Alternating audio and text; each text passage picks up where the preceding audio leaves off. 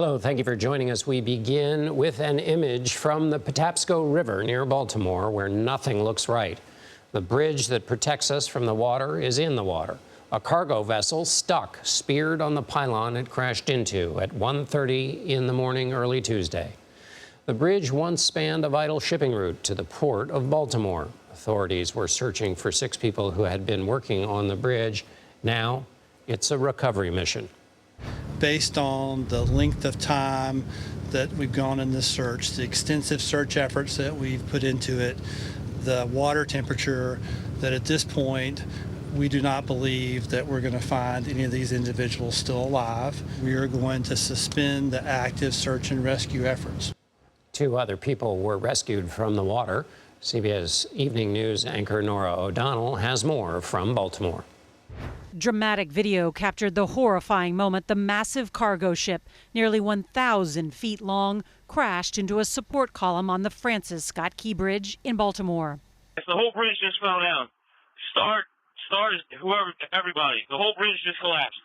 Within seconds, a large portion of the bridge collapses, plunging into the Patapsco River. We are still investigating what happened, but we are quickly gathering details.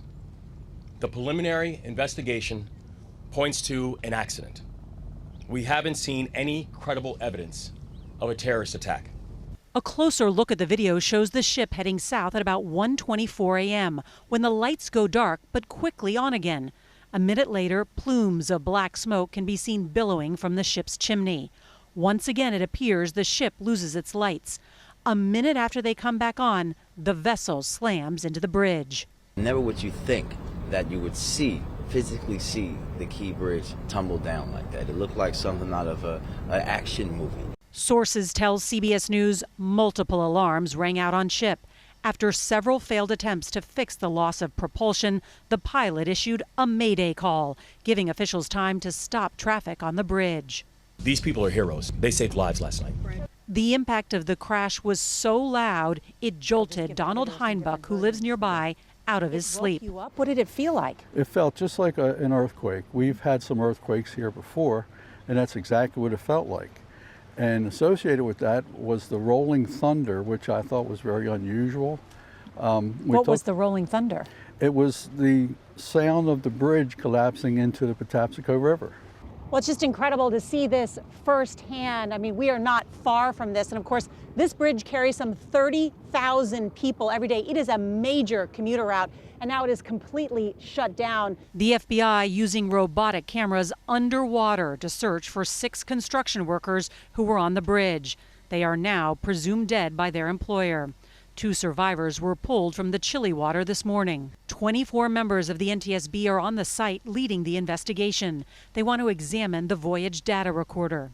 It will be critical. It's a critical piece of our investigation, which is why we have a recorder's team here. Authorities say the Singapore-flagged vessel was headed from Baltimore to Sri Lanka, going 9 miles per hour. None of the crew was hurt. Today, President Joe Biden said the federal government will, quote, move heaven and earth to reopen the port and pay for the rebuilding. I told them we're going to send all the federal resources they need as we respond to this emergency. And I mean all the federal resources. And we're going to rebuild that port together. And Evening News anchor Norah O'Donnell joins us now from the site in Baltimore. Norah, what's the latest you're hearing about the search effort and investigation effort, and how hard is that to do given the weather?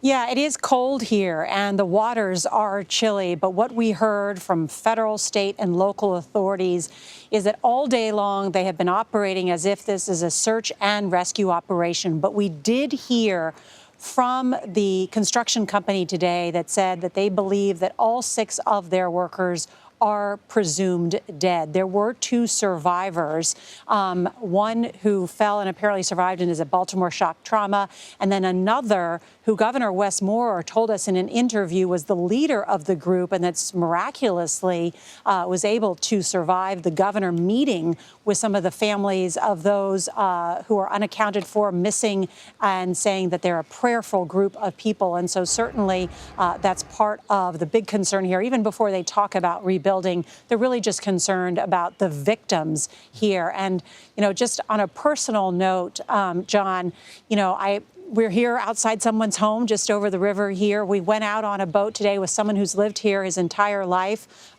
Jimmy, he is in the cement business, and he said, you just can't believe it. I mean, he woke up in the middle of the night. He took his boat out in the middle of the night. He said he never thought something like this would happen. And people really are in a state of shock about what has happened here. That bridge, as someone who grew up in that area, that bridge is a massive part of your life if you live around there, even if you don't live nearby. It must be totally devastating to the community. Tell me, Norah, about the investigation part of it. What are some of the key questions that remain unanswered?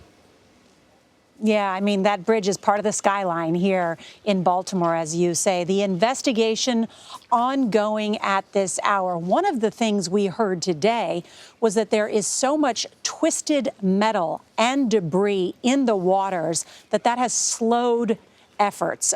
Kris Van Cleave, who's our transportation correspondent, has been talking with officials. And, he said today it's like a U.S. Nimitz-style aircraft carrier plunging into a bridge. I mean, that's how heavy these ships are, 3 times the weight of cargo than it was just decades ago. So it's very, very heavy. That has caused a lot of debris that's in the water that is slowing and hampering the investigation. But one of the things they're going to be looking at, the maintenance record of that ship. I mean, how does the power go out? I mean, you look at that video very closely that we showed in our piece tonight for the CBS Evening News, the lights flickering on and off. I mean, how does that happen, So they're going to be looking at that. Were there problems with the propulsion in the past? So certainly the ship's maintenance record is part of that. They'll also, of course, look at the stability of the bridge involved.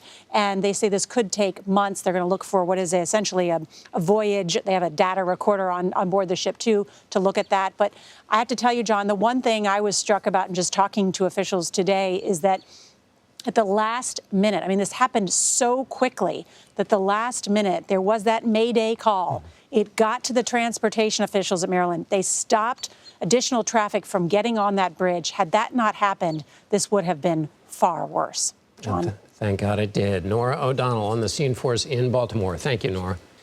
Perhaps you've had a nightmare where you cannot stop the crash you see coming and all the tools at your disposal are useless. Here's our CBS News senior transportation correspondent Kris Van Cleave with a report on what happened on that shipping vessel just before impact. By daybreak, the force of the collision was clear. Pieces of the mangled Francis Scott Key Bridge and crushed cargo containers littered the deck of the Dolly.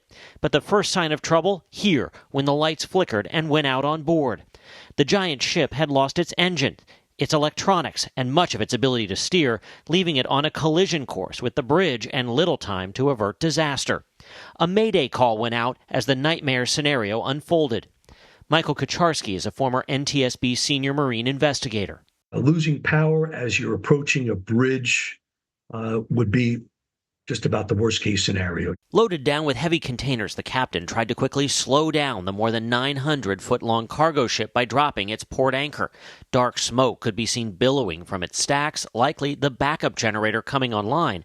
But the ship never regained engine power, and it struck one of the 2 main structural support columns of the bridge. Ben Schaefer is a structural engineer.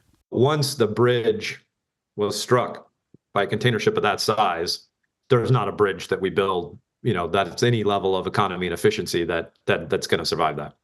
It's happened before. In 1980, during a blinding thunderstorm, a cargo ship slammed into a support column of Tampa's Sunshine Skyway Bridge. A 1,200-foot span collapsed. 35 people were killed. Since then, cargo ships have more than quadrupled in size. In the world of infrastructure system, it's a failure, right? I mean, the bridge is gone, the port is closed, people have died. The NTSB is going to have to contend with a lot of debris on that ship and in the water, but they want to get their hands on the voice and data recorder that should be on that ship. They're also going to pore over its maintenance history, including reports there may have been an inspection that turned up problems with the propulsion system earlier this year, but they're also going to look at the design and maintenance of the bridge. John? Kris Van Cleave in Baltimore for us. Thank you, Kris.